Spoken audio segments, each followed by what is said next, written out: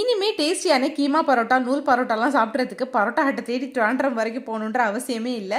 Parotta hut இப்போ நம்ம நாகர்கோயிலே வந்தாச்சு. பரோட்டா ஹட்டோட ஓப்பனிங் இன்வைட் பண்ணியிருந்தாங்கன்னு போயிருந்தேன். பட் வீடியோ போடுறதுக்கு தான் கொஞ்சம் டிலே ஆயிடுச்சு. அன்னைக்கு வந்தவங்களெல்லாம் வெல்கம் பண்றதுக்காக டேட்ஸ் அண்ட் சுலைமானி வச்சிருந்தாங்க. இங்க டைனிங் பண்றதுக்காக ஓப்பன் டைனிங் ஸ்பேசஸ் அண்ட் நீங்க கொஞ்சம் பிரைவசியா சாப்பிடணும்னு நினைச்சீங்கன்னா அதுக்கான ஸ்பேஸ்மே இருக்கு. பிளஸ் நீங்க ஃப்ரெண்ட்ஸ் அண்ட் ஃபேமிலிஸோட வந்து சில் பண்ணிட்டு மந்தி மாதிரியான ஐட்டம்ஸ்லாம் சாப்பிட்றதுக்கு நல்ல அரேபியன் கல்ச்சர்ல மஜ்லிஸ் செட்டப்பும் ப்ரொவைட் பண்ணியிருக்காங்க.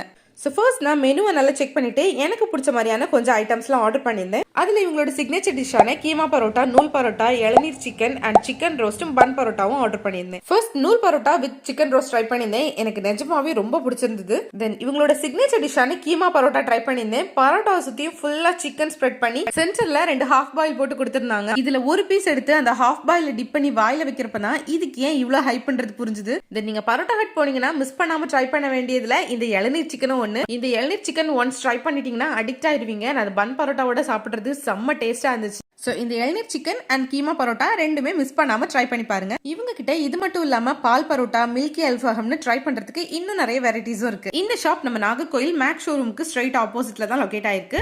நிறைவாக நல்லா சாப்பிட்டு போலாம். வரீங்களா?